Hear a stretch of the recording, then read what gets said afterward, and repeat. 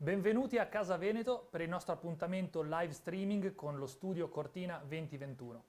Terzo giorno dei nostri mondiali, siamo a metà della prima settimana e dobbiamo ancora vedere un atleta scendere.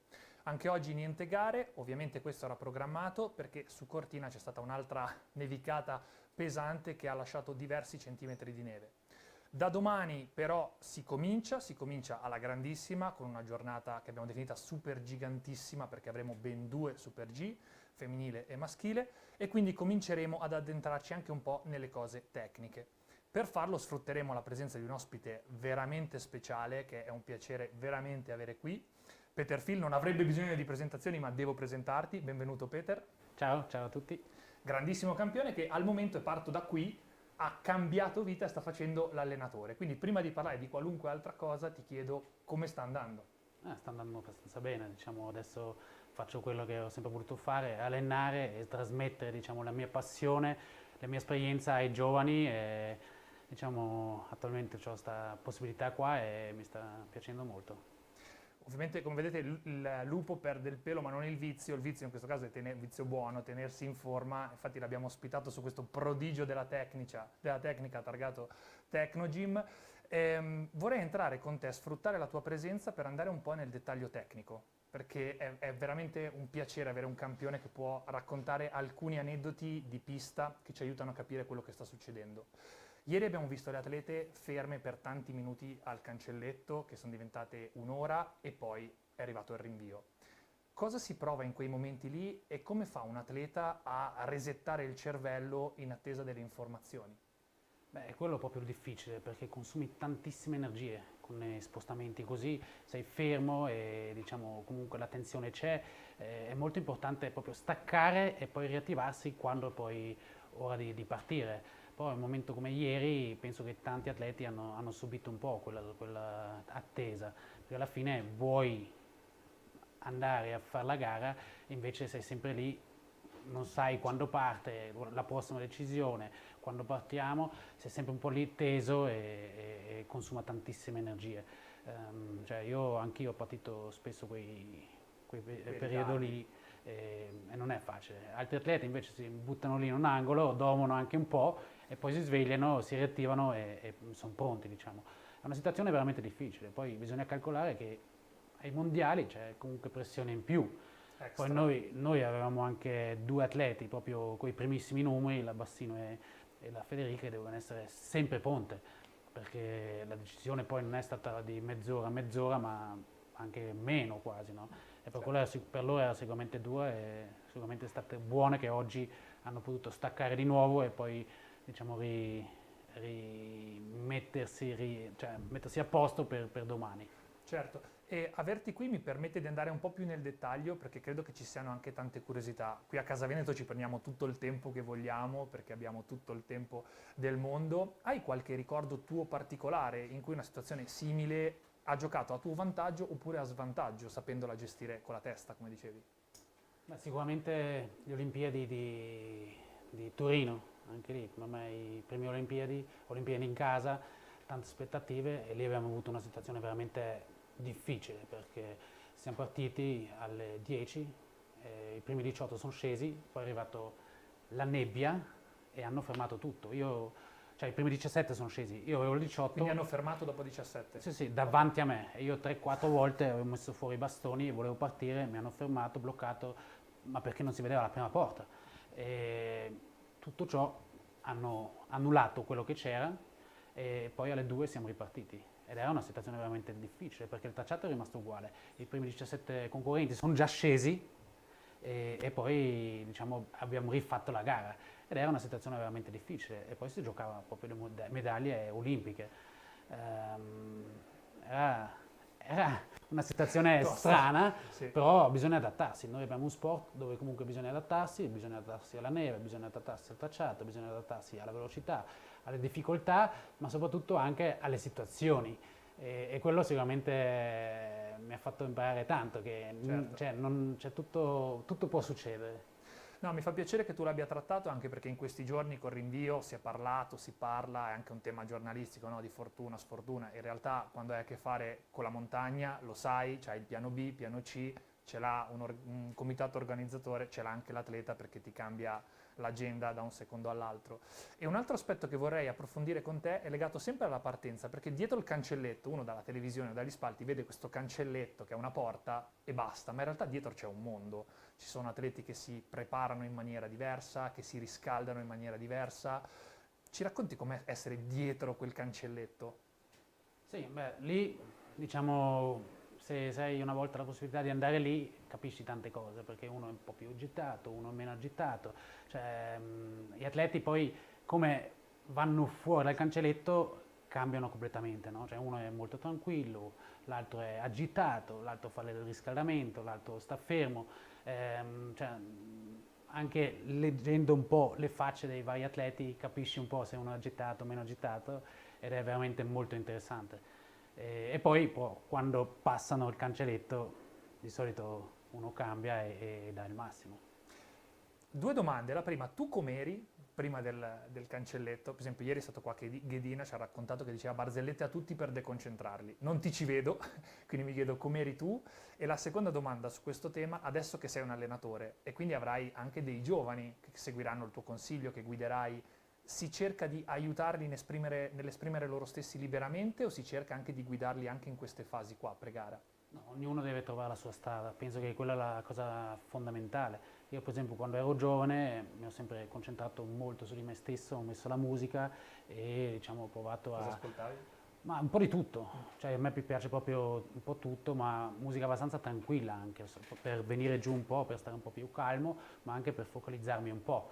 E quello mi ha aiutato tanto. Invece andando avanti poi ho cambiato, cioè non ho più messo musica, ma ho cercato di proprio accogliere un po' l'atmosfera, la tensione, sentire comunque anche già il pubblico, perché ogni tanto anche in partenza c'è gente che comunque ti grida o ti fa il Ti tifo concentra, e certo. così diciamo volevo proprio accogliere tutto e godermi quel momento lì per poi portarlo in gara e spingere veramente a tutto. Cioè, penso che però ogni atleta deve trovare il suo modo per trovare la via giusta e deve fare anche tante esperienze per imparare, per crescere e quello secondo me è molto, cioè è fondamentale, ma è fondamentale provarlo a propria pelle, cioè poi io potrei magari dare più consigli quello che succede dopo, prima ognuno deve trovare la sua strada. E mi fa piacere che tu abbia parlato di crescita, perché penso che anche nell'aspetto fisico questa sia una realtà, nel senso che l'atleta più cresce, più diventa consapevole, più impara anche ad allenare, tra virgolette, se stesso dal punto di vista atletico. C'è chi cura un dettaglio, c'è chi lavora in maniera diversa. Nel tuo percorso nel circuito, che è stato lungo, come è cambiato l'approccio alla preparazione atletica, sia a livello di strumentazione che a livello di approccio proprio nel corso degli anni che hai visto cambiare, sia per te che in generale? Ma penso che anche lì bisogna, cioè non c'è una regola che funziona, anche lì ognuno atleta deve trovare un po' la sua strada, no? Per me, cioè io quando ero giovane mi sono sempre allenato tantissimo, troppo ogni tanto e non ho rispettato le pause e spesso sono arrivato anche al cancelletto dove magari ero un po' stanco perché ci ho dato dentro troppo, cioè io preferivo fare qualcosa in più invece Qualcosa in di meno. stare fermo e riposare. E andando avanti nella mia carriera ho capito che comunque, anche perché invecchiando un po', comunque il riposo era molto importante per essere ancora più fresco, più energico quando poi serve. E lì ho capito che comunque il riposo fa bene, cioè, ho lavorato magari più concentrato, però con delle pause che mi hanno fatto bene, che mi servivano anche perché Certo. avanzando di età comunque lo senti un po', da giovane puoi fare quello che vuoi perché sei indistruggibile, perché proprio Chiaro. andando avanti comunque cambia un po' la situazione. Ti faccio una domanda, diciamo per certi versi un po' provocatoria, ma in realtà perché voglio sapere cosa ne pensi. Smettere non è mai facile, ovviamente. È chiaro che il fisico, come dici, no, passa il tempo e ti manda i suoi segnali. Allo stesso tempo un atleta, qualunque atleta, in particolar modo quando è forte come sei stato tu, è molto difficile vedere il proprio corpo che non accetta più di fare le cose che eri abituato a fare prima. Vederti su una bike già risponde in parte, però mi dico, la domanda è come ti stai adattando a mantenerti in forma anche adesso che non hai più i ritmi di prima, neanche gli impegni di prima ovviamente. No, certamente, cioè io adesso cerco di stare più tempo possibile con la famiglia, è comunque stato sempre un punto forte per me e devo dire che sono veramente fortunato perché gli ultimi anni quando ho fatto l'atleta, cioè, con un mio partner, Technogym, ho preso un accordo che mi hanno fatto la palestra a casa e io posso solo scendere per le scale e sono nella mia palestra e mi alleno lì e così posso veramente staccare un po' tutto e allenarmi un po', mantenermi un po'. Però adesso diciamo cerco di concentrarmi più sulla mia famiglia e stare con loro. Prima ero sempre via e non sono mai riuscito a dare tanta attenzione a loro, quello che gli serviva, no? Loro mi hanno dato tutto il supporto da parte loro che era possibile, ma il resto diciamo ero sempre via e adesso cerco di ridare qualcosa. Certo. E l'ultima volta che te abbiamo parlato era 2 anni fa, era prima di Pyeongchang, e ci sono un paio di spunti che mi sono tornati in mente, volevo chiederti a 2 anni di distanza, no? Cosa ripensi pensando a quelle parole. Il primo, mi avevi citato Enzo Ferrari, che diceva che ogni pilota, per ogni figlio che faceva, andava un secondo più lento, invece per te non era vero, perché hai trovato una nuova forza, no? Nella famiglia.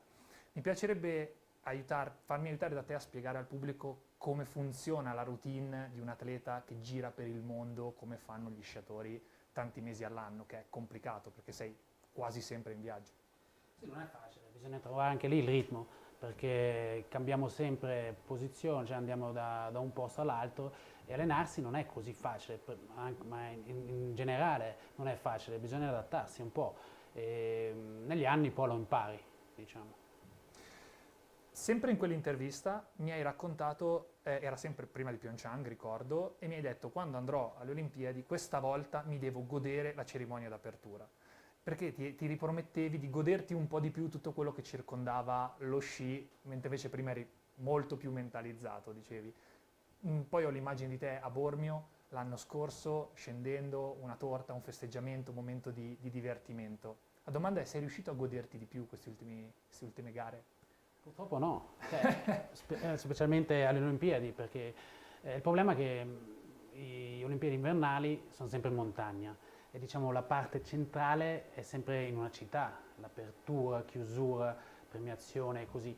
E anche a Pyeongchang cioè, alla fine era distante e il giorno dopo c'era la prova e non sono riuscito neanche lì ad andare all'apertura. Mi è dispiaciuto tanto, però adesso comunque non sono via dal mondo e chissà come allenatore magari ho la possibilità di viverla un po' di più. Cioè, certo. Penso proprio che è molto importante vivere anche quelle emozioni lì. Per esempio gli americani, soprattutto, loro vanno sempre alla cerimonia di apertura, anche se poi magari tornano alle 4 di notte dall'apertura e poi il giorno dopo fanno la prova. Però noi siamo talmente, diciamo, focalizzati che non prendiamo questo rischio qua di magari arrivare troppo tardi e magari di non dormire abbastanza prima della prova e ci sono troppe paure, no? E loro invece vivono di più il momento e forse è quello anche un vantaggio loro perché in quelle gare lì spesso loro sono poi pronti e noi magari siamo un po' troppo tesi, siamo troppo concentrati e non vogliamo, cioè abbiamo paura di sbagliare invece di accogliere l'occasione e dare il massimo e godercela un po'. Certo. E una domanda che non era prevista, ma chiudo con questa, perché nel sentirti parlare mi è venuta, sai che faccio sempre così. Di recente ho avuto la fortuna di parlare con Bode Miller e tra l'altro dopo, più tardi, ci sarà la sua storia raccontata. E lui mi ha detto una cosa che è il contrario di quello che hai detto tu e quindi mi viene da sentire cosa ne pensi, perché lui ha raccontato di come da bambino lui era già mentalizzato sul fatto che doveva arrivare a essere forte quando aveva 20 anni, 22, 23 e quindi se ne fregava di quello che dicevano gli allenatori, perché l'allenatore, dice lui, mi serve per primeggiare o migliorare adesso all'età che ho, 10, 11, 12, mentre invece io voglio diventare migliore dopo. Mentre invece tu che oggi sei allenatore, quanto è difficile guardare un atleta giovane e pensare al percorso che deve fare non solo oggi, ma anche in prospettiva? Queste sono cose che devo imparare anch'io ancora, no? Perché io per esempio sono fatto come persona, io voglio sempre aiutare, ma spesso aiutare non vuol dire che gli dai una mano, perché spesso quando delle esperienze le fai da solo o a propria pelle ti rimangono molto di più e forse ogni tanto bisogna anche lasciarli crescere, fare, sbagliare per imparare. Cioè io ho ancora tanto da imparare da questo lato qua. Certo. Però sono pronto a quello e sicuramente è un altro spuntino importante per crescere e per migliorare ancora in quella situazione dove sono adesso. Ti ringrazio, grazie mille Peter, io starei qua un'ora, però abbiamo anche altre cose da raccontare, grazie mille di essere venuto a trovarci e approfitto della tua presenza per lanciare la prossima storia. Domani col Super G sarà anche l'esordio della pista Vertigine, che immagino ti sarebbe piaciuto tantissimo fare, e noi per presentarla e per presentare anche l'Olimpia, che invece è molto più conosciuta, vi abbiamo raccontato la storia delle Tofane. Non si dovrebbe mai chiedere ad una signora gli anni che ha. Non è elegante e troppo spesso la risposta potrebbe anche deludere. Ad osservarla da vicino, comunque, i segni dell'invecchiamento alla fine si notano sempre e il tempo sa essere in egual misura su alcune di quelle valli. In alcuni di quegli anfratti si è combattuta anche una guerra. La Grande Guerra, durante la quale lei ha cercato di offrire riparo e protezione agli italiani nell'ora più buia. È da molto tempo ormai che la Tofana non sente più l'eco degli spari risuonare nella pancia delle sue grotte e dei suoi nascondigli. Oggi il mondo ha più amore per la bellezza che non per la conquista, e questa è una vittoria di tutti, è anche una vittoria sua. Tutti quanti poi abbiamo un profilo migliore, che cerchiamo sempre di offrire all'obiettivo del fotografo, e il suo versante preferito è quello d'Oriente, a Est. Perché alla Tofana piace farsi baciare dal primo sole del mattino e anche perché, su quel lato lì, quello orientale, ci arrivano da ovunque per sciare sulle sue piste, dall'alba al tramonto. Tra i tanti arabeschi che dipingono i suoi fianchi, nessuno è affascinante quanto la Stratofana. In molti, anzi la maggior parte di quei molti, si riferiscono a lei come all'Olimpia delle Tofane. Ma chi è nato e cresciuto sui suoi pendii non lo farebbe mai, perché la tradizione ha delle regole precise. La montagna, ogni montagna è costruita sopra una memoria di ferro, che non dimentica e che non ignora. La Stratofana gliela disegnarono addosso quasi 70 anni fa, ed è ancora lì, scintillante, spesso ghiacciata, ad alimentare le paure e i desideri di gloria degli sciatori di tutto il pianeta. La progettarono in onore delle Olimpiadi di casa, quelle del 1956, che a ripensare oggi a quelle immagini sembrano veramente vecchie di centinaia di anni. Gli sciatori dell'epoca erano veri e propri pionieri, coraggiosi e folli. Romanticismo e coraggio contavano più della sciolina, della tecnica e della neve. I miei preferiti erano quelli della discesa libera. Li potevi vedere arrampicarsi sul fianco della montagna passo dopo passo, a studiare gli angoli del percorso e a batterli con gli sci, come se cercassero di appiattire le rughe della montagna stessa una ad una. All'epoca la discesa era libera per davvero, perché a quei tempi di organizzato c'erano soltanto due cose, la partenza e l'arrivo. Nel mezzo nient'altro, interpretazione libera. Solo la neve, i boschi, le migliaia di vie possibili per arrivare fino in fondo e la voglia di farlo più in fretta di tutti gli altri. I più scaltri, durante la rincognizione, lasciavano dei segnali sugli alberi o nella neve per ricordarsi di dove girare, per segnalare a se stessi quale fosse la via migliore. Solo che poi, poco dopo, passavano anche gli scaltri delle altre nazioni, che li spostavano per piazzare i loro di segnali. E così, se sono tutti scaltri, allora non è scaltro nessuno. E la montagna si divertiva come una matta ad osservarli dall'alto litigare e scendere all'impazzata. La parte della Stratofana che si amava di più era la sua grande S. La S di signora, la S di sci. Erano due curve obbligate, in rapida successione, da fare giù, quasi in fondo alla pista, e dove arrivavi già con una grandissima velocità. All'inizio, se sbagliavi, finivi dritto contro gli alberi. Poi, il tempo galantuomo, le hanno allargato un pochettino i fianchi, così da farla diventare più accessibile a tutti. Potremmo dire che con gli anni la sua S si è come addolcita. Comunque, all'inizio, da quel lato là venivano giù soltanto gli uomini. Era roba da duri, dicevano, era indomabile, dicevano. Così è stato dall'Olimpiade e fino all'inizio della Coppa del Mondo del 1969. Poi, nei mesi successivi, negli anni dopo, qualcuno iniziò a dubitare della sua reale difficoltà. Gli sci mutavano alla velocità del vento, raggiungendo nuovi orizzonti e trasformando un gioco magnifico in un lavoro del futuro. Gli scaltri persero il vizio di mettere gli indizi sulla pista ed arrivarono così gli uomini jet. Le attrezzature si facevano sempre più tecnologiche e impressionanti. La pista diventò troppo facile, secondo alcuni. Troppo facile non è mai una cosa elegante da dire ad una vecchia signora come la Tofana. Ma rivincita fu, anche per il suo onore macchiato, quando, grazie all'avvento delle nuove regine delle nevi, ebbe una vita nuova.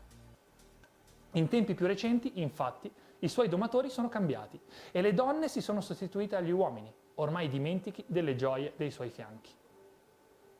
Ma quello era soltanto un arrivederci, perché il destino opera per vie traverse e la montagna è di sicuro l'essere vivente più paziente che ci sia.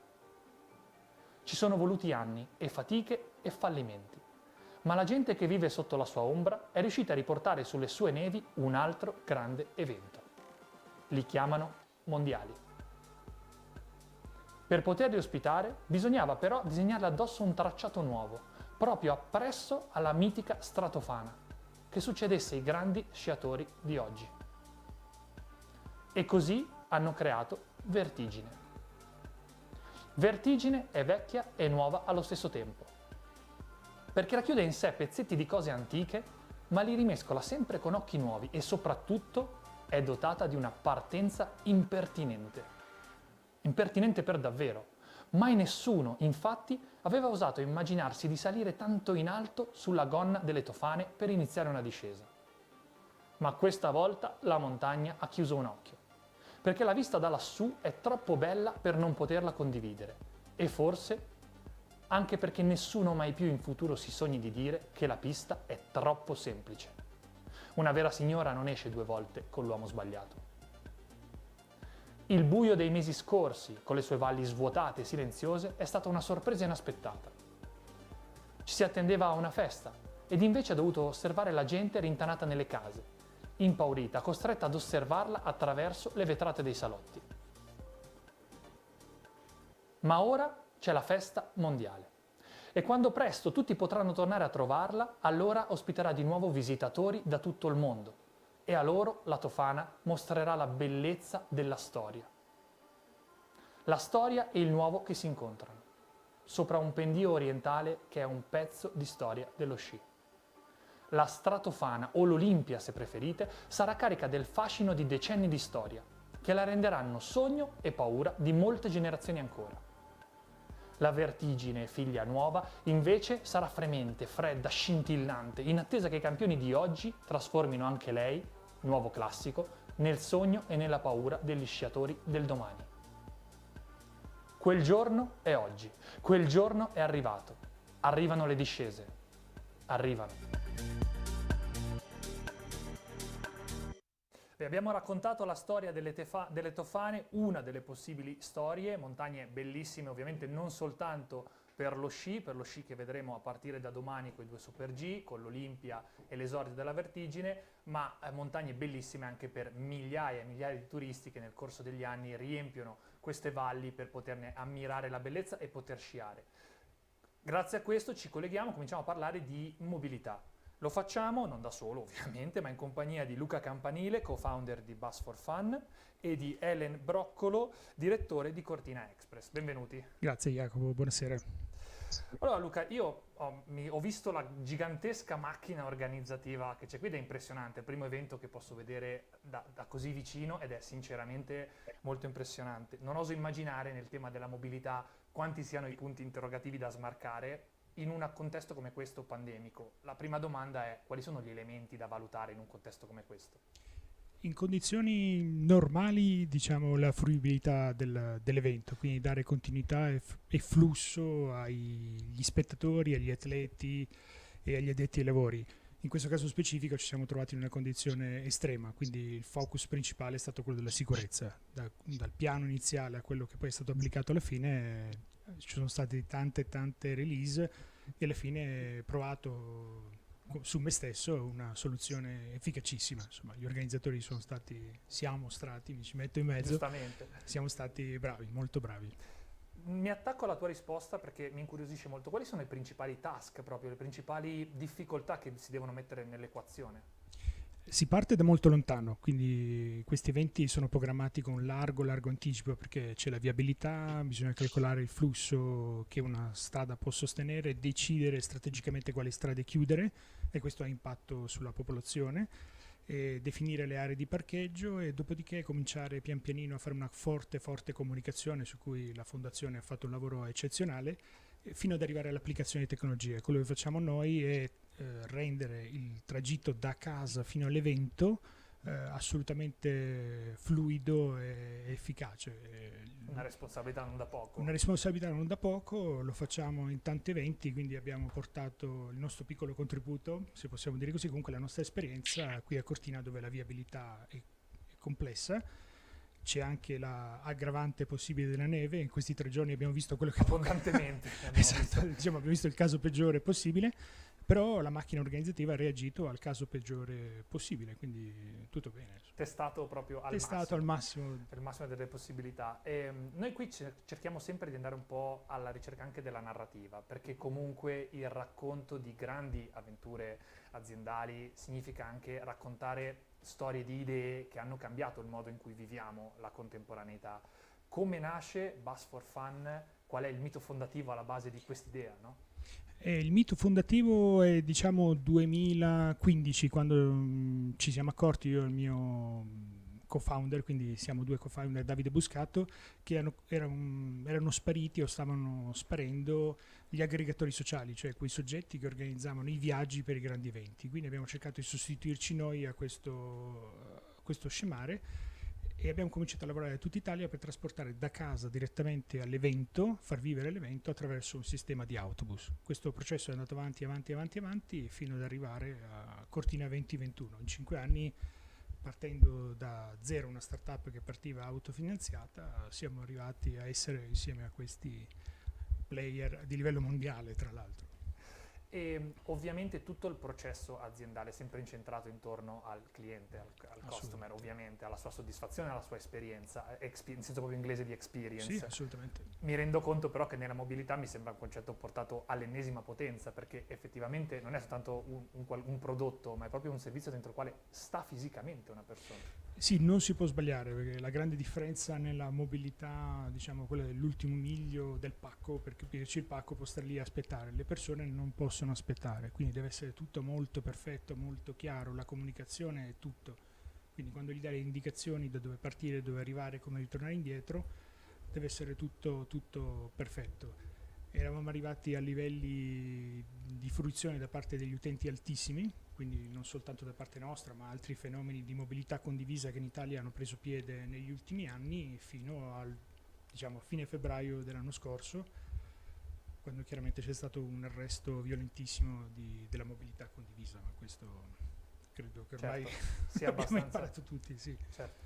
E a quel punto abbiamo deciso, e qui insomma è stata una scelta strategica aziendale, di continuare su questo progetto di Cortina 21 e contemporaneamente di convertire tutta l'azienda nel trasporto casa-lavoro e casa-scuola. Quindi abbiamo preso tutte le nostre tecnologie, tutto il nostro know-how ed è circa un anno che abbiamo una serie di esperimenti in corso e utilizziamo lo stesso concetto dell'evento per portare le persone da casa direttamente al lavoro. Sono molto contento di averti qui perché ho tantissime domande proprio anche a livello personale come cittadino, mi incuriosisce molto. Vai. Perché hai citato la pandemia, è evidente, Sì. Chiaramente ha cambiato, sconvolto la vita di tutti a livello professionale e non, e il tema dei trasporti è stato un tema assolutamente centrale, lo è tuttora Caldissimo. nell'agenda pubblica, caldissimo, perfetto, non avrei mai saputo dirlo meglio. Ecco, quanto è difficile, cosa bisogna andare a guardare, a cercare, a capire per fare trasporto, casa lavoro, casa scuola. È complicatissimo, immagino. È complicatissimo, però a nostro avviso il punto chiave è creare una mobilità per l'utente, quindi come per gli eventi mettere al centro, lo hai detto anche tu, mettere al centro l'esperienza dell'utente. E quindi tutto il sistema di trasporti deve essere orientato all'utente. L'utente, diciamo, a partire da settembre, immaginiamo questo scenario favorevole, vaccini, eccetera, eccetera, andrà a lavorare due giorni e mezzo a settimana. Quindi bisognerà trovare un equilibrio tra ciò che lui fa a casa in smart working e quello che farà in presenza. non è immaginabile che tutti lavorino in smart working per evidenti motivi di opportunità, quindi è il sistema della mobilità che deve cambiare e andare incontro all'utente cittadino, chiamiamolo così, e con modelli nuovi che stiamo sperimentando. Non è detto che la nostra ricetta sia quella perfetta, ovviamente, tutto è perfettibile, però la cosa importante, il focus su cui stiamo lavorando tutti e anche la collaborazione con Helen su questo va benissimo, è di spostare la mobilità verso il cittadino. Quindi quello che diciamo noi è quando tu decidi di andare a lavorare prenoti il tuo posto e quindi tutto il sistema di trasporti sa che tu stai per spostarti da casa al lavoro. E noi l'abbiamo ribattezzata Mobility as a Welfare, adesso un altro inglesismo, però il senso di questa cosa qui è far vivere anche il tempo di trasporto da casa al lavoro come qualcosa di produttivo e di un welfare, quindi è un diritto che si trasforma in qualcosa di utile per il cittadino. Certo. Parlando di strettissima attualità, facciamo anche un servizio pubblico, così mi lancio. Ok. Notizia recentissima, si tornerà a scuola. Assolutamente. E non voglio entrare ovviamente nel tema, diciamo, nel tema strategico, tema di scelta politica che c'è dietro, ovviamente non è questa la sede. Mi incuriosisce però sapere quali sono le peculiarità, le difficoltà che i bambini in particolare pongono a un servizio di mobilità, perché immagino che non saranno diligenti come un adulto. No, però diciamo che posta in termini di gaming questa cosa può funzionare, quindi noi stiamo cercando di lavorare su 2 o 3 punti. Il primo è garantirgli un trasporto sicuro. Loro prenotano un posto, quindi troveranno il loro posto e loro sono tranquilli perché i ragazzi sono più diligenti di quanto si immagini. E la seconda cosa, permettergli di viaggiare insieme. Questo è un altro concetto che fa parte del gaming, quindi se io e te siamo amici oppure se voglio viaggiare con Comunque siamo la insieme. mia amica del cuore, diciamo così. Si avvicina anche San Valentino. Ok, quindi faremo una prenotazione per San Valentino, riusciamo a viaggiare insieme. Questa è una cosa importantissima perché intanto si passa da una cosa totalmente free, senza alcun controllo, verso un modello di mobilità un po' più controllato, un po' più su misura, un po' più condiviso. Quindi bisogna trovare quel giusto bilanciamento. Noi pensiamo che i ragazzi, ce lo stanno dimostrando, non hanno problemi a usare gli strumenti digitali a disposizione, come anche i loro genitori, a dire la verità, e quindi mettendolo un po' sul piano del gaming, questa cosa sta funzionando. Io mi sono permesso qualche divagazione sul tema perché lo trovo molto interessante. Chiudo perché non potrei fare altrimenti, mettendo tutto in pausa per un secondo. Siamo ai mondiali. Vedere il nome Bus for Fun, essere partner di un evento del genere, che cosa rappresenta per una realtà comunque recente? Sì, noi siamo una startup recente, siamo ancora in fase di startup, è un onore enorme. Qui sul tabellone alle tue spalle e alle mie spalle ci sono nomi di aziende a livello globale. Noi siamo partner, comunque abbiamo già svolto la mobilità per tantissimi grandi eventi paragonabili, ma questo evento è speciale perché è il primo, quindi tutti gli occhi del mondo, vi assicuro, perché siamo stati contattati da tanti eventi, sono puntati su Cortina 2021, perché essere riusciti a portare a casa un mondiale in piena pandemia, perché non ci siamo usciti, con una tale perfezione, è un modello che comunque verrà replicato in futuro e spero che venga replicato. Un benchmark. È un benchmark, sì. Grazie mille Luca. Grazie a te. Passiamo ora invece ad Ellen Broccolo, direttore di Cortina Express. Cortina Express che ricordiamo offre dei servizi quali noleggio autobus con conducente, collegamenti giornalieri da Venezia a Cortina e stagionali anche per le altre vallate che sono Badia e Pusteria. Comincerei col chiederti come funziona la collaborazione con Bus for Fun e quanto può migliorare il servizio quando c'è una strategia condivisa, quando si fa sinergia, no? Come dicono quelli bravi. Beh, la collaborazione con Bus for Fun, del quale ringrazio assolutamente Luca, dura ormai da parecchi anni. È una collaborazione assolutamente proficua perché ovviamente condividiamo gli stessi obiettivi. Quello che ha descritto Luca fino adesso è quello che è anche nella nostra visione. Diciamo, noi sicuramente non siamo una startup, siamo un'azienda che fa questo da parecchi anni, però gli obiettivi, ripeto, sono i medesimi e quindi viene quasi scontato lavorare in sinergia. È una cosa che mi trovo a chiedere spesso in questi giorni, perché effettivamente vengono sempre ospiti che hanno una passione importante ed è una cosa che si ritrova, un tema che ritorna. Sempre a te Ellen, quanto è importante e quanto è bello poter portare qui, in un territorio che si conosce e che si ama, persone che vengono per la prima volta e vengono a conoscerlo, cioè che impatto c'ha anche l'aspetto emotivo? Beh, sicuramente è molto forte. Io, poi essendo nata a Cortina, essendo vissuta per molto tempo a Cortina, ho chiaramente un grosso legame affettivo, per cui la nostra missione principale è proprio quella di far salire i nostri clienti sui nostri autobus e dargli la stessa, come dire, farli sentire a casa esattamente come si sentiranno a casa nel momento in cui arriveranno a Cortina e quindi potranno visitare le meraviglie che ci circondano. Quindi le stesse bellezze che loro vedono una volta arrivati in paese, noi vogliamo che le vivano anche sull'autobus, ed ecco perché abbiamo dei servizi di altissima qualità, perché Cortina se li merita. Ultima domanda è legata al mondo green. Ovviamente green, io guardo qui perché lei è nello schermo, scusate. Ovviamente il tema green è un tema che attraversa la nostra società a 360 gradi, è evidentemente un pensiero di tutti. Chiaro è che quando il tuo lavoro è la mobilità, che per forza di cose devi spostarti molto, diventa preponderante. Ecco, mobilità e green, qual è il vostro approccio? Noi da un anno a questa parte stiamo lavorando molto su questa tematica. Luca prima parlava di una sorta di cambio di mentalità, c'è proprio bisogno di vedere la mobilità in un'ottica molto diversa da quella con il quale si è vista fino a poco tempo fa, e sicuramente spostare la mobilità su un assetto green, quindi lavorare sull'utilizzo di veicoli a basso impatto ambientale o comunque di altre strategie legate alla tutela dell'ambiente, per noi è molto importante, è un obiettivo molto forte che ci siamo, diciamo, imposti durante questo anno. In realtà parlare di mobilità green non è così, diciamo, astratto, nel senso che oggi esistono diverse tecnologie, diversi veicoli che permettono di abbassare molto l'impatto ambientale, e quindi noi, diciamo, lavoreremo su questa scia e cercheremo di, soprattutto perché andiamo nella Regina delle Dolomiti, in una località patrimonio dell'UNESCO, è chiaro che la nostra volontà è quella di rendere il viaggio meno impattante, a tutela proprio dell'ambiente che ci circonda.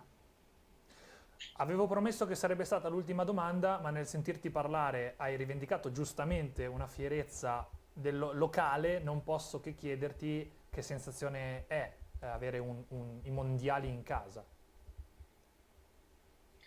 Beh, è una bellissima sensazione. Io devo dire che l'altra sera, guardando la cerimonia di apertura, mi sono molto emozionata, perché è chiaramente un trampolino di lancio per il nostro paese, e lo è soprattutto perché abbiamo dimostrato tutti, con un grandissimo lavoro di squadra, che Cortina è pronta a un evento, ad organizzare grossi eventi, soprattutto perché l'abbiamo dimostrato in un periodo di piena pandemia, quindi dove tutto è molto più difficile, per cui sono davvero contenta e onorata che Cortina possa aver raggiunto questo grandissimo obiettivo. Grazie mille Ellen, ringrazio te e ringrazio Luca. Grazie a te, Jacopo. E vi lasciamo con la storia di Bode Miller. Ve l'avevamo promessa prima, l'abbiamo promessa insieme a Peter Phil, si è parlato di sci, si è parlato di velocità, ci siamo seduti con lui, ci ha raccontato la sua storia e ne abbiamo tratto un racconto apposta per voi. La storia di Bode Miller. Di gare ne ha vinte tante e di medaglie pure.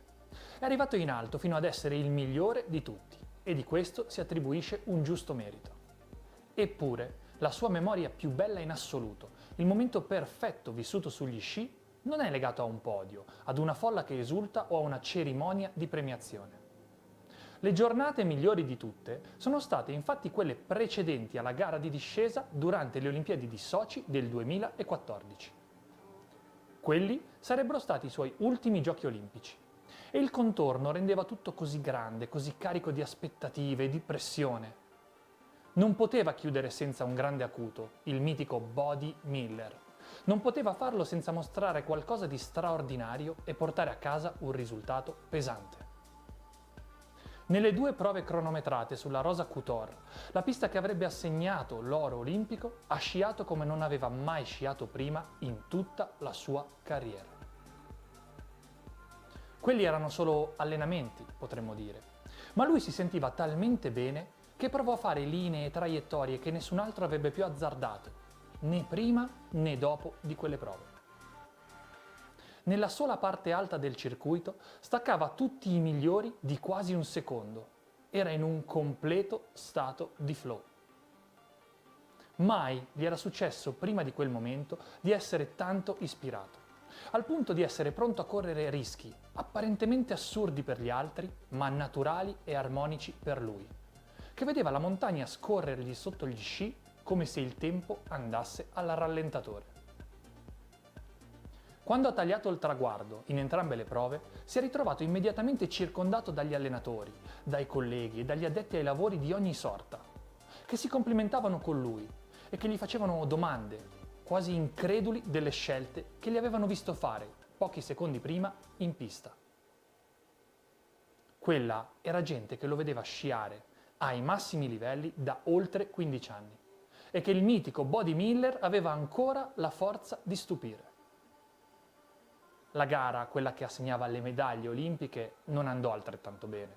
Lui non riuscì a replicare la stessa prestazione e alcuni piccoli cambiamenti climatici che nello sci sono capaci di stravolgere tutto scombussolarono il suo piano. Ciò nonostante, ciò che era riuscito a esprimere su quella neve, per lui ancora oggi resta la cartolina perfetta di una carriera intera.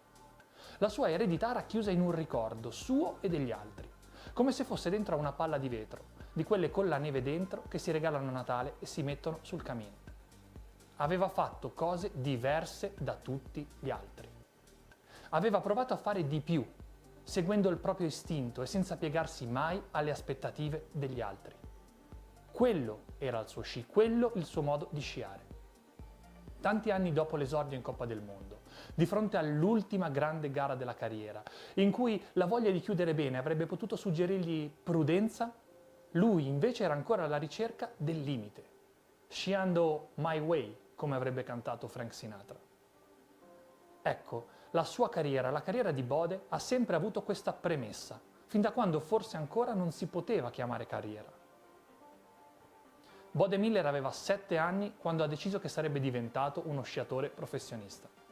Non sognato, non desiderato, non immaginato, ma deciso. Bode Miller cresciuto godendo della massima libertà possibile sempre.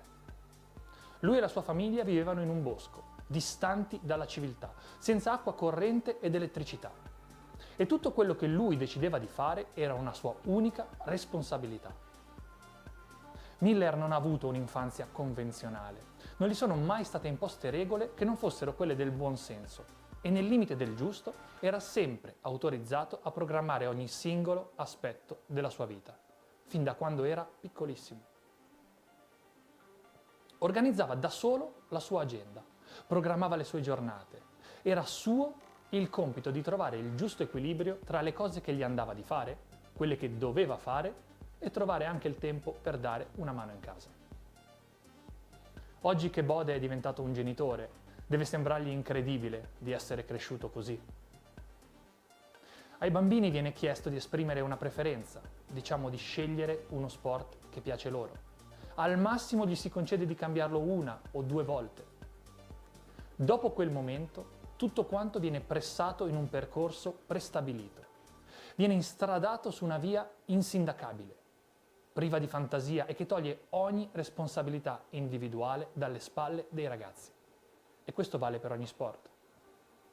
Passano da un allenatore all'altro, da un gruppo all'altro, ed ogni volta che si sale di categoria, andare al livello superiore costa energia e tempo. serve un periodo di adattamento che distrugge le certezze costruite per poi provare a costruirne di nuove, più adatte alla nuova età e al conseguente sviluppo fisico. In questa scala, in questa crescita, c'è una grande verità, è che nessuno va mai completamente all-in per conto degli atleti. Nessuno ha motivo di scommettere sul successo del percorso intero più dell'atleta stesso.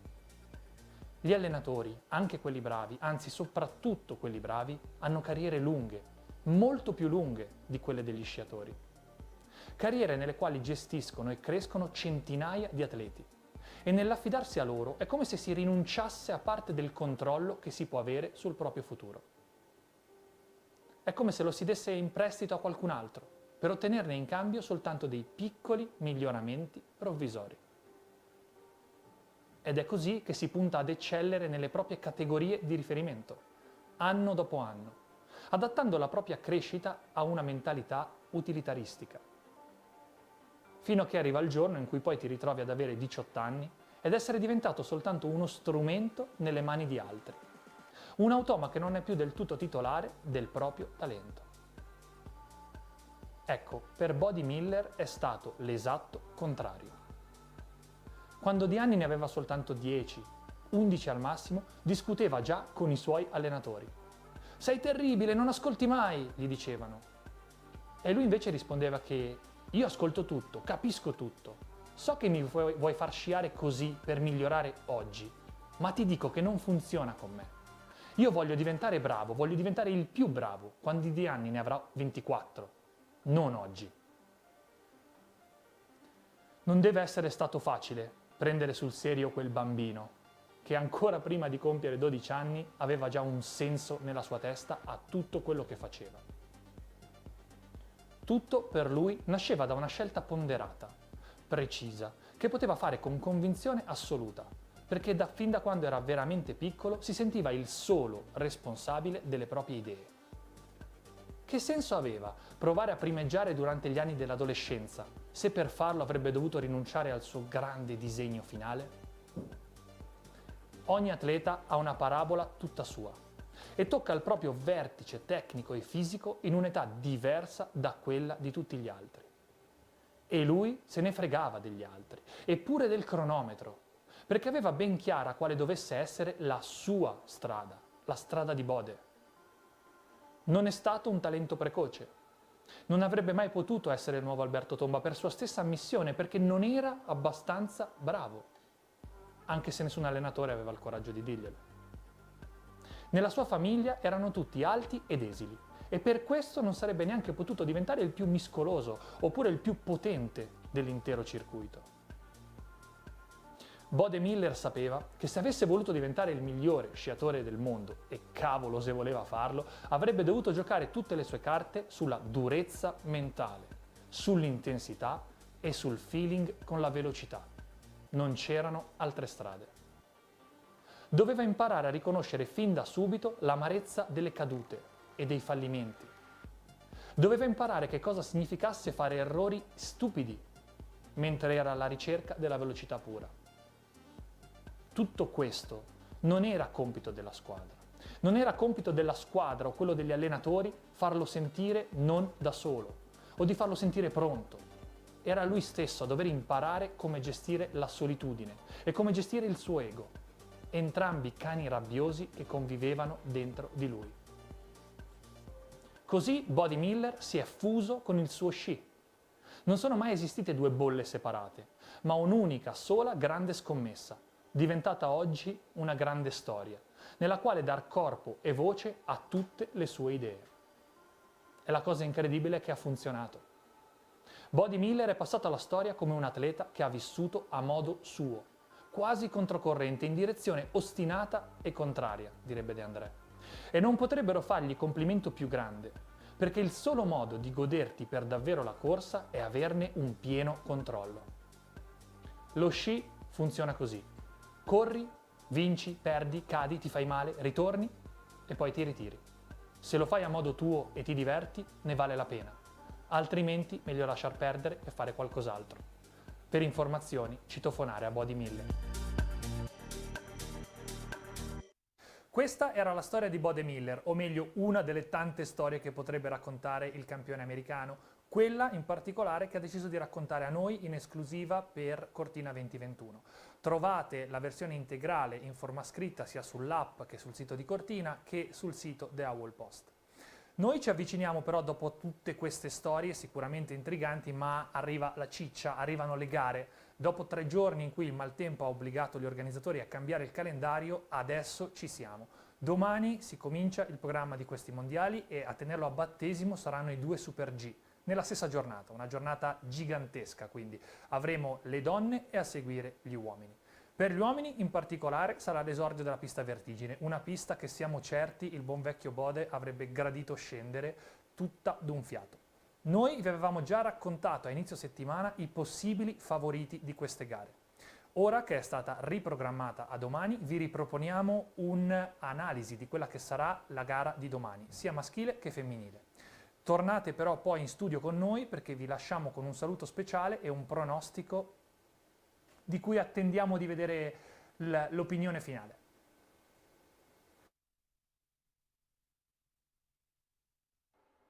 E se la disciplina racconta una storia unica che si presta benissimo alle pieghe della narrativa, è vero anche però che ogni stagione ha un racconto sempre nuovo. Le gare dei mondiali, infatti, sono sempre e comunque un qualcosa di completamente diverso da tutte le altre. Sono tanti i fattori che entrano in gioco, la tensione, l'emozione, le aspettative. Per questo la sorpresa è sempre dietro l'angolo. Ma è anche vero, però, che i campioni non sono certo campioni per caso, e anzi sono campioni proprio perché hanno imparato come essere forti nel momento di maggiore pressione. Per questo, quindi, possiamo aspettarci di tutto, perché tra veterani, talenti cristallini nel pieno della loro forza e giovani promesse, il piatto è ricchissimo, tanto nel maschile quanto nel femminile. E il solo modo per scoprire chi è l'assassino alla fine del giallo sarà quello di guardare le gare di domani. Meglio se ad alto volume, tanto i vicini capiranno. Partiamo quindi dalla gara femminile. Un po' per galanteria, anche se è una roba un po' del secolo scorso, e un po' perché sarà la prima a comparire nei vostri palinsesti televisivi. Appuntamento domani alle 10:30, al via sulla leggendaria Olimpia delle Tofane. Un pezzo di cielo sotto forma di neve che non ha certo bisogno di presentazioni. E infatti ogni anno è un pezzo fondamentale del calendario femminile della Coppa del Mondo. Partenza del Super G prevista a 2190 metri, una pendenza media del 30% e una pendenza massima che tocca punte del 65% per le nostre donne jet, le specialiste della velocità che domani avranno il primo assaggio di vera adrenalina mondiale. Nell'ultima edizione, ad Åre, in Svezia, nei mondiali del 2019, si era consumata la sorpresa delle sorprese, con la grandissima americana Mikaela Shiffrin capace a sorpresa di mettere in fila tutte le professoresse della pendenza, aggiudicandosi un oro davvero inatteso alla vigilia. Seconda fu Sofia Goggia, la grande assente di questi mondiali, alla quale mandiamo un pensiero e una carezza, potendo solo immaginare noi quanto deve essere dura per una feroce competitor come lei osservare le gare seduta sul divano di casa. Terza, ad Åre, in Svezia, fu la svizzera Corinne Suter, che proprio con Sofia si gioca quest'anno la Coppa di discesa e che quest'anno, sempre, nella stagione in corso, è seconda anche nella classifica di Super G e che si presenta a Cortina convinta di poter fare un colpaccio color oro. Corinne Suter, quindi svizzera, viso angelico ma 4 ruote motrici, è il primo nome da tenere sott'occhio per la gara di domani. O almeno lo sarebbe se non ci fosse una sua compatriota che in Super G quest'anno sta facendo semplicemente un altro sport rispetto alle altre. Parliamo di Lara Gut Berami. Lara Gut sta distruggendo la concorrenza. Vittoria a Sant'Anton, a Crans-Montana e poi la magnifica, imponente doppietta di Garmisch, dalla quale l'elvetica esce come la favorita obbligata, in forma smagliante e soprattutto dominante dal punto di vista tecnico. Il suo è uno stile tagliente che aggredisce le curve, Lei è celebre per le sue intraversate, dei passaggi che fa al limite prendendo una porta con un angolo talmente strano che solo lei riesce a uscirne facendo velocità.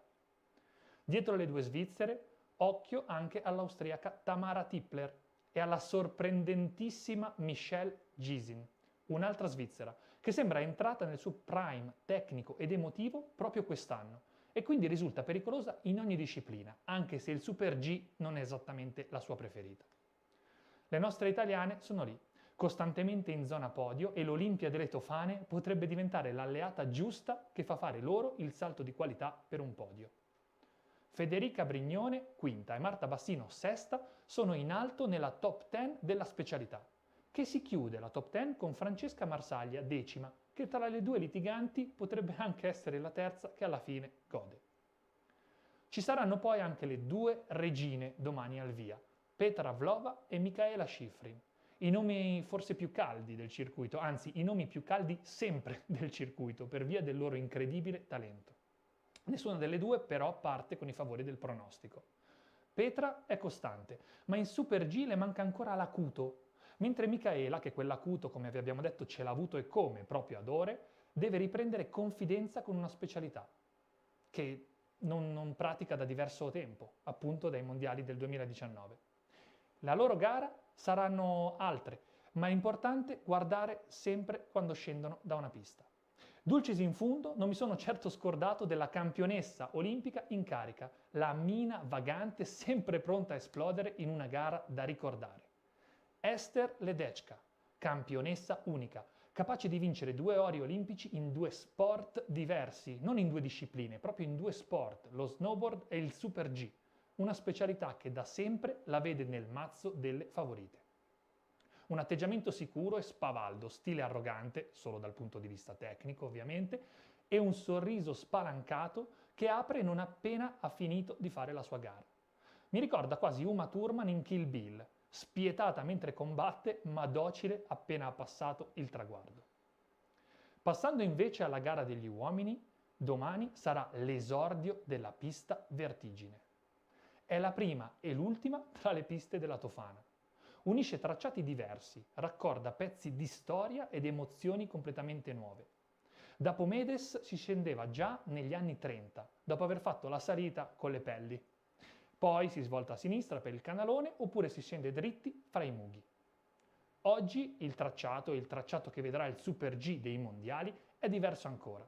E la cosa forse più divertente di tutte è il Ghedina Jump, il salto dedicato al campione di casa Christian Ghedina, che pare di aver dichiarato che ha accettato il titolo del salto solo dopo aver constatato che si saltavano almeno 40 metri, perché di meno per lui non erano abbastanza.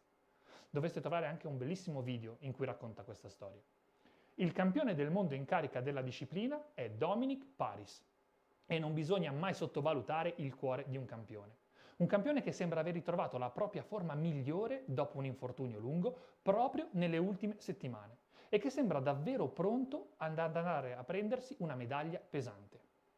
Ad Ore, in Svezia, 2019, ebbe la meglio per 9 miseri centesimi sul francese Claret e sull'austriaco Krickmayer, che troveremo entrambi al cancelletto di domani. L'austriaco Krickmayer in particolare sta vivendo un momento magico, in cui sembra essersi elevato sopra tutti gli altri proprio in questa disciplina. Veni, vedi, vince. Questa è la storpiatura del latino che il fan club di Krickmayer grida ad ogni tappa del Coppa del Mondo, per sostenere il suo idolo. Mancheranno il folklore e il calore degli austriaci. Occhio, però, perché in campo maschile la gara sembra veramente senza pronostico e aperta a tutti i contendenti, anche più di quella femminile. All'appello mancherà Alexander Omod Kilde, norvegese, il vincitore della Coppa del Mondo Overall dell'anno scorso e un grande interprete della disciplina veloce. Secondo grande assente dopo Sofia e un amico di Cortina a cui auguriamo un arrivederci. Nonostante la sua assenza, però, c'è solo l'imbarazzo della scelta per scegliere il vostro favorito. Partiamo da Matthias, detto Mötel-Mayer, austriaco come Krickmayer, tecnico quanto lui, forse ancora più veloce sulle piste dure, sicuramente uno dei candidati forti per un podio finale. Dietro di loro c'è la coppia di svizzeri, composta da Mauro Caviezel e da Marco Odermatt, con Odermatt in particolare, talentino del futuro, che sembra quasi sul punto di esplodere praticamente ad ogni gara. L'exploit potrebbe essere sempre dietro l'angolo quando lui è ai cancelletti di partenza. Come scheggia impazzita potremmo metterci Ryan Cochran-Siegel, talento purissimo e atteggiamento sempre un po' al limite, che quest'anno ha vinto già a Bormio e che con l'Italia sembra avere un rapporto veramente speciale. Non sempre azzecca la giornata, chiaro, ma quando lo fa sono veramente dolori per tutti. Ma se proprio devo dire la mia, parafrasando i fratelli Coen in uno dei capolavori della cinematografia recente, secondo me domani Cortina sarà un paese per vecchi, perché all'orizzonte vedo la zampata possibile di 2 vecchi leoni che stanno fiutando il grande evento, ed è su di loro che metterei le mie 2 fish per provare a sbancare il botteghino. Shekil Jansrud e Christoph Innerhofer, teneteli d'occhio domani. Norvegese il primo e ovviamente un grande azzurro il secondo. Hanno entrambi la capacità di esaltarsi nel momento più atteso e soprattutto sanno dosare le energie mentali e fisiche per prendere tutti alla sprovvista quando si alza il livello. Ai mondiali di Ore nel 2019 Inner fu il primo deluso, il primo fuori dal podio, mentre invece Jansrud sbagliò completamente la gara che sembrava essere una di quelle alla sua portata. Domani però hanno una chance per stupire il mondo. Doppio appuntamento con la velocità domani, 10:30 con le donne, 13 gli uomini. E lo abbiamo capito, ci sarà decisamente da divertirsi.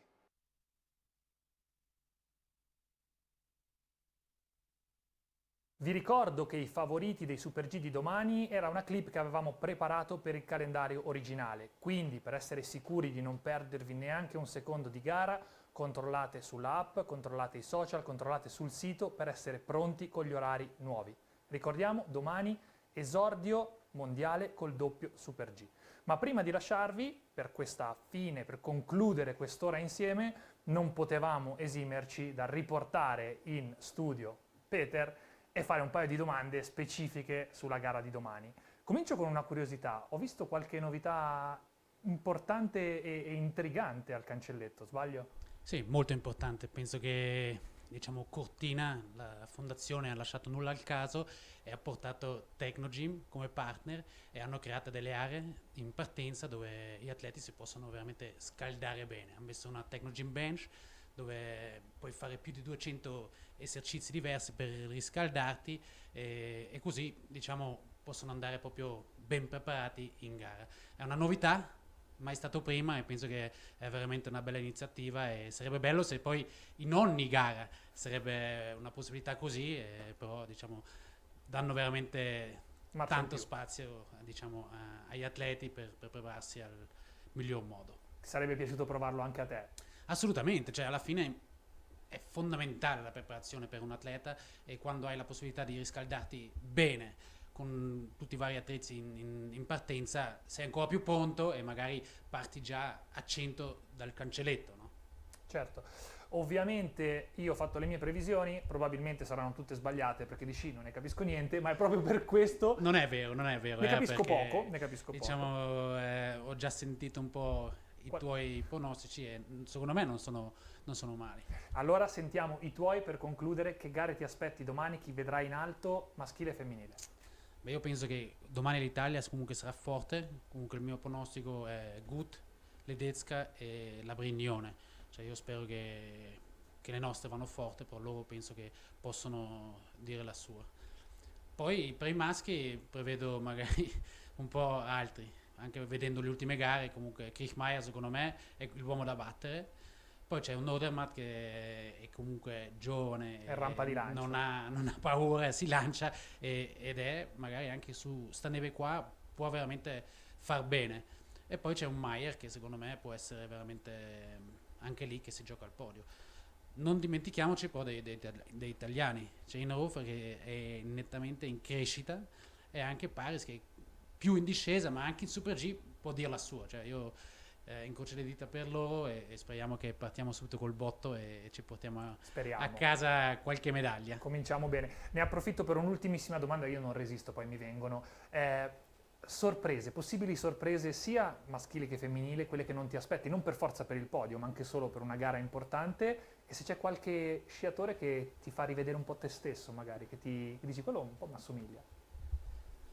Ma della verità, non è una sorpresa, sui uomini soprattutto, penso che Foyt potrebbe essere uno che assomiglia un po' a me, non è un giovane, non è una sorpresa, però lui ha una sensibilità impressionante e su nevi magari un pelino più facili lui può fare la differenza.